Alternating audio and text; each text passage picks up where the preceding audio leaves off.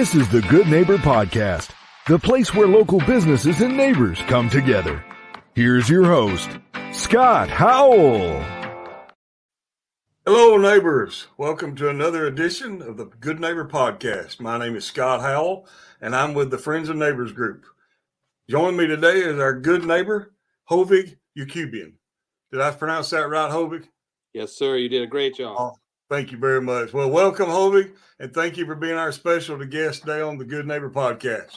Thanks for having me. I appreciate it.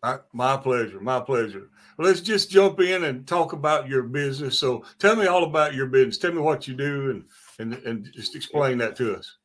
Yes, sir. Well, we have a men and ladies clothing store in downtown Chattanooga, Tennessee. It opened in 1969. I'm very lucky to have had my father lay the hard, heavy groundwork for me. And so now it's family business. He's still here. He's 84 years old, but he comes in 6 days a week.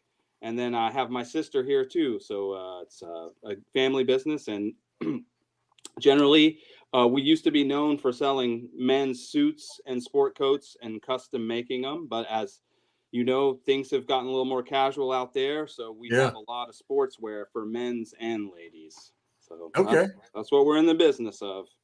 Awesome. So thank you for sharing that with me, because I did have the impression you were just a men's clothing store. So thank you for sharing that. But tell our listeners about your journey, or even your father's journey, if you want to. How did y'all get into the business? Okay. So I'll start with him, if that's okay with you. Perfectly fine. Is a custom tailor. He got into the business because his uncle, he was not born here. He's Armenian. And his uncle had a tailor shop.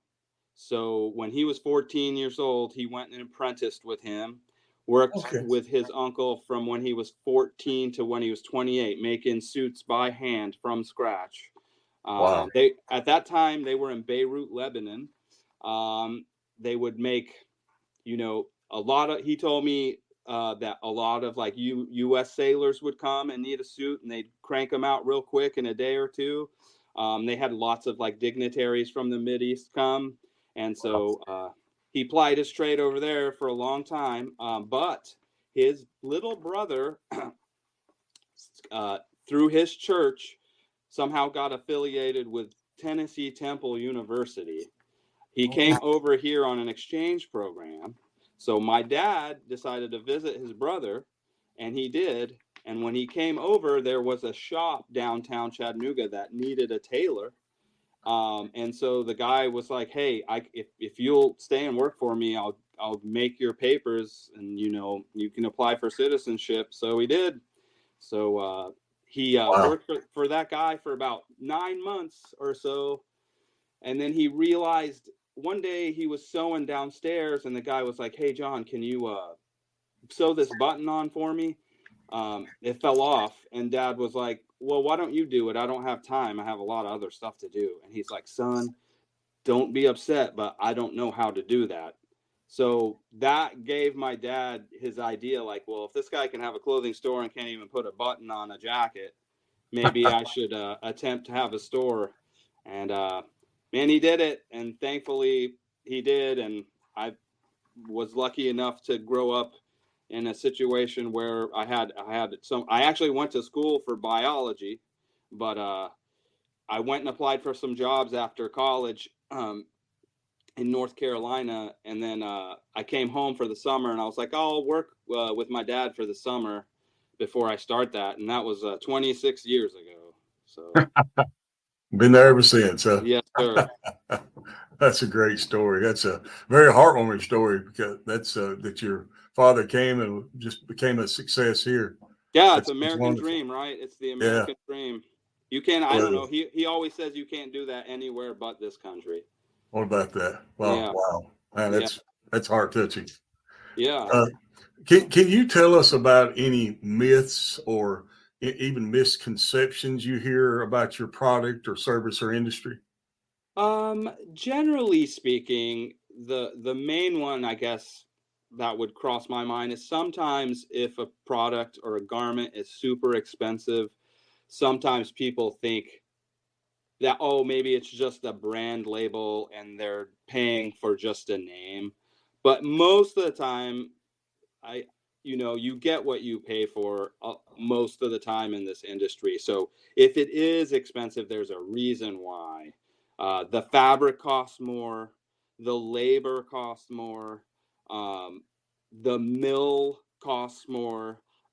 So that I would say that would be the greatest miss. Sometimes people think, well, why is this suit, $1,000 and I can buy a suit from Men's Warehouse for 400? Well, this is a much nicer garment. It'll last a lot longer. The fabric's much better. The craftsmanship's much better. So it's just like a car. You could buy, a Mercedes Benz, and then you can buy like a entry level Yugo. You know what I'm saying? Right. So Yes, there's a difference. That I'd say makes a that's lot the of main sense. one. Yes, That sir. makes a lot of sense. Yeah. Let me switch it over to go just a little bit personal. Yeah. What do you, outside of work, what are you doing for fun when not working on your business? Well, I enjoy music a lot, so I have a couple of guys I just mess around. I play some drums, and we've got a guitar player and a bass player. We usually try to meet up once a week and have some fun. I like to play tennis too. That's great. I, of course, would be remiss without saying I love I hang out with my wife all the time. We have a great relationship. I love her, so we hang out a lot too. So that's basically it. Wonderful. Yeah. Well, that sounds like that probably for a self-employed gentleman, that's about all the spare time you have, right? Yeah, you don't have a lot of time outside of work here, Yeah, unfortunately, but we're thankful for it. absolutely. Can you describe, Hovig, one hardship or life challenge maybe that you rose above and can now say, because of that challenge, you are better for it or stronger for it? Yeah, I think the most recently, COVID was difficult in the retail business because nobody needed clothes. Everybody was working from home. So prior to that happening, we didn't really have an online presence per se. Like we had a website, but you couldn't buy anything through it. Well, I don't know if it was all of Hamilton County. I might be saying this incorrectly, but if you were not considered essential, you had to close for a month. So during that time, my sister and I developed a plan and worked with a local graphic design firm, May Create, and they helped us put together. Now we can sell items through our website. So if it hadn't been for that, we wouldn't have done that. And I didn't realize at the time that, like, even if people aren't necessarily buying the stuff online, they're previewing it online, and it can be a really great marketing channel without even, I didn't make that realization before this happened. So that helped us a lot. Yeah. Well, Yeah. Sometimes hard times produce great ideas. I think probably that's the furnace that does it the best, right? I would say. Yeah. Absolutely. Sure. Concerning your business, what is one thing that you wished your listeners knew, knew about your business? I think you touched on it earlier. I would say because my father was a bespoke tailor that specialized in men's custom clothing for so long, people don't realize we have lots of ladies' clothes in the store. Okay. That is probably the thing that people don't realize the most. I would say the other thing is because things have gotten much more casual in the world. We have tons of casual clothes for both men's and ladies too. And sometimes people remember us as just like, oh, that's that suit store, so. Right. Yeah, I would say those are the two most things that people aren't aware of. Okay. Yeah. That's a good thing to point out, definitely. Yeah. So one more thing.